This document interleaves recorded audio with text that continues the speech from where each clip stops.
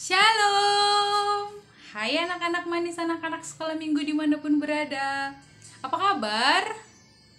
Puji Tuhan, semua sehat, semua bersuka cita, bisa beribadah pada hari ini. Tapi ngomong-ngomong, kenapa ya hari ini kita beribadah? Padahal hari Kamis. Ada yang tahu? Ya, hari ini adalah hari yang sangat berbahagia bagi semua umat Kristen karena semua orang Kristen sedang memperingati hari kenaikan Yesus Kristus ke surga. Adik-adik yang inang kasihi di dalam nama Tuhan Yesus Kristus, sebelum kita mendengarkan firman Tuhan yang menjadi renungan khotbah untuk kita pada ibadah kita hari ini, terlebih dahulu kita berdoa dulu ya. Ayo semua lipat tangannya, tutup matanya, tundukkan kepalanya, kita berdoa.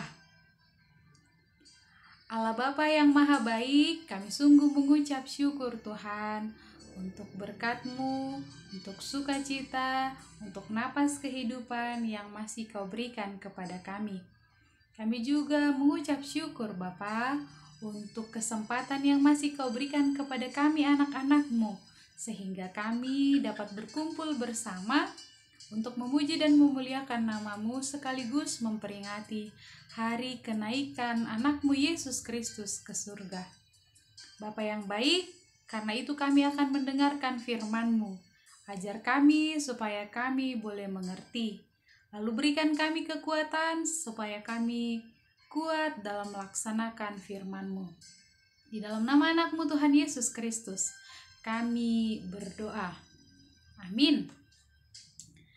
Adik-adik yang terkasih di dalam nama Tuhan Yesus Kristus, firman Tuhan pada ibadah kita di hari peringatan kenaikan Yesus Kristus ke surga tertulis di dalam kitab Injil Lukas pasal yang ke-24 ayat 50 sampai 53. Injil Lukas pasal 24 ayat 50 sampai yang ke-53. Inang akan bacakan untuk kita semua. Lalu Yesus membawa mereka keluar kota sampai dekat Betania. Di situ ia mengangkat tangannya dan memberkati mereka. Dan ketika ia sedang memberkati mereka, ia berpisah dari mereka dan terangkat ke surga. Mereka sujud menyembah kepadanya, lalu mereka pulang ke Yerusalem dengan sangat bersuka cita. Mereka senantiasa berada di dalam bait Allah dan memuliakan Allah. Demikian firman Tuhan. Adik-adik yang terkasih di dalam nama Tuhan Yesus Kristus, firman Tuhan untuk kita hari ini adalah tentang peristiwa sebelum Yesus naik ke surga dan setelah Yesus naik ke surga. Tapi sebelum kita membahas itu, ayo, ada yang ingat nggak? Hari ini adalah hari keberapa setelah Yesus bangkit dari kematian? Ada yang ingat? Ada yang tahu? Ya, hari ini adalah hari ke-40 setelah Yesus bangkit dari kematiannya. Lalu ia harus naik ke surga, tempat di mana Allah berada, tempat di mana Bapa dari anak tersebut, Bapa dari Yesus Kristus berada. Nah, kalau begitu, kita semua sudah tahu kenapa Yesus harus naik ke surga, Inang. Kenapa nggak di sini aja sama anak-anak sekolah minggu, sama kita semua? Karena Yesus berasal dari surga. Iya, karena Yesus itu adalah kepunyaan Allah yang tempatnya ada di surga.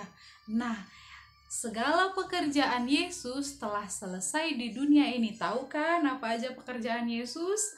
Memberitahukan jalan kebenaran, memperingatkan hal-hal yang dikehendaki Allah, dan memperingatkan semua umat untuk melakukan hal-hal yang menyenangkan hati Allah. Nah, pada saat ini, tugas Yesus telah selesai di dunia ini. Itulah sebabnya Yesus harus kembali ke rumah Bapanya di surga. Nah, adik-adik yang Inang kasihi di dalam nama Tuhan Yesus Kristus, mari kita lihat apa yang terjadi di dalam nats kita ini. Pertama, sebelum Yesus naik ke surga, Yesus memberkati orang-orang yang ada di tempat itu, atau murid-murid Yesus, orang-orang yang mengenal Yesus, orang-orang yang mengikut Yesus, yang menyaksikan keberangkatan Yesus atau kenaikan Yesus ke surga. Yesus memberkati murid-muridnya. Lalu kemudian apa yang terjadi?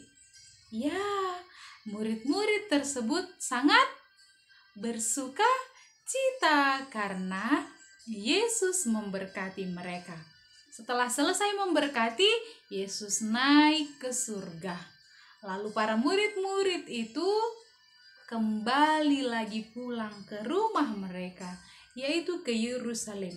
Nah, peristiwa yang ketiga yang dapat kita lihat adalah ketika murid-murid merasa bersuka cita karena telah diberkati, mereka pulang dan melanjutkan pekerjaan-pekerjaan Yesus, melanjutkan perintah-perintah Yesus, menyuarakan kebenaran dan memuliakan nama Allah di dalam kehidupan mereka. Nah, adik-adik yang terkasih di dalam nama Tuhan Yesus Kristus, itulah yang terjadi di dalam nats kita ini. Yesus naik ke surga kembali ke rumah Bapa, tapi sebelumnya murid-muridnya diberkati dulu, lalu semua murid-murid merasa senang dan mereka berkekuatan kembali untuk melaksanakan perintah-perintah Yesus. Adik-adik yang terkasih di dalam nama Tuhan Yesus Kristus, sama seperti murid-murid yang diberkati Yesus pada saat Yesus hendak naik ke surga. Kita pun, anak-anak sekolah minggu yang bersuka cita pada hari ini juga sama, telah diberkati oleh Yesus. Ya, siapa yang sepaham atau sepakat sama Inang? Kalau kita semua juga sudah diberkati Yesus di dalam kehidupan kita. Apa buktinya? Ya, kita memiliki napas kehidupan. Kita memiliki kesehatan. Kita memiliki kekuatan melawan rasa malas, lalu bangun pagi, lalu beribadah pada hari ini. Itu adalah berkat yang telah Yesus berikan kepada kita, anak-anaknya yang Ia kasihi.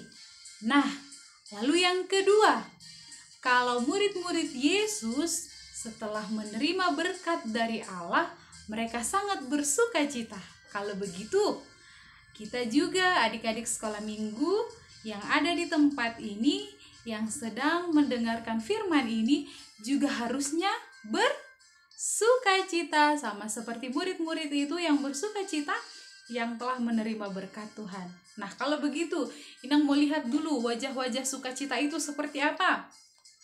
Ayo, ada yang bersedih saat menerima berkat?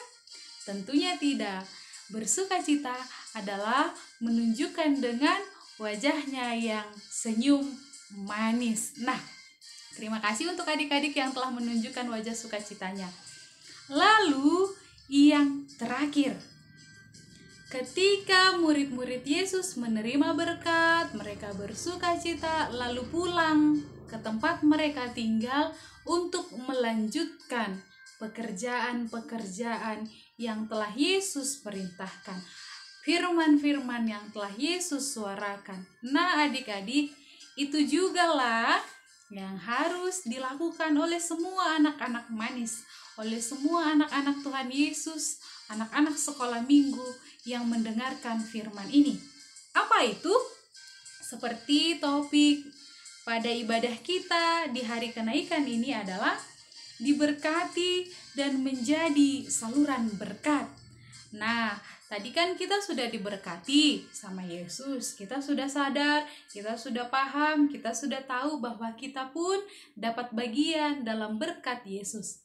Sekarang, tugas Yesus, perintah Allah kepada kita adalah agar semua semua anak-anak sekolah minggu menjadi saluran berkat kemanapun, dimanapun berada.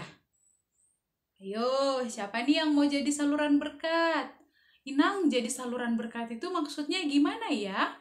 Ya, jadi saluran berkat itu adalah menjadi anak-anak yang ketika menerima kebaikan Allah juga harus berbuat baik kepada seluruh orang-orang yang ia temui. Hormat kepada orang tua, hormat kepada guru-guru di sekolah, sayang kepada teman-temannya, anak-anak sekolah minggu atau anak-anak teman-teman di sekolahnya. Kalau ada temannya yang dalam kesusahan, misalnya di sekolah tidak bawa minum tapi dia sedang haus dan kita tahu sedang haus dan kita punya minum. Nah, sebagai anak-anak yang mau menjadi saluran berkat adalah dengan berbagi minuman kita kepada teman kita yang sedang kehausan itu. Apalagi contoh-contoh menjadi saluran berkat. Ketika teman kita nangis karena sedih, sebagai anak-anak manis yang menjadi saluran berkat, kita harus memberi penghiburan kepada teman kita tersebut. Kita peluk teman kita tanya, atau kita bilang, jangan lama-lama ya nangisnya, atau kita beri penghiburan, kita ajak dia tertawa kembali. Apalagi? Ayo adik-adik, ada yang tahu nggak lagi cara-cara atau hal-hal yang menjadi contoh bahwa kita juga adalah menjadi saluran atau menjadi pelaku berkat di dalam kehidupan kita? Ya, ada banyak perilaku, ada banyak hal-hal yang dapat adik-adik lakukan yang menunjukkan kalau adik-adik juga bisa menjadi saluran berkat bagi orang-orang yang adik-adik temui. Nah, kalau begitu, itulah perintah Tuhan, itulah perintah Allah kepada kita hari ini dalam peringatan kenaikannya. Yesus naik ke surga, memberkati kita terlebih dahulu, lalu diminta agar berkat yang kita terima, kita bagikan juga, agar kita menjadi saluran berkat. Kita hibur teman-teman kita yang dalam kesedihan, kita tolong teman-teman kita yang dalam kesusahan, kita patuh kepada orang tua, kita sayang kepada adik-adik, kepada kakak-kakak kita di rumah. Segala hal-hal yang baik, yang berkenan di hadapan Allah, itulah yang kita harus lakukan.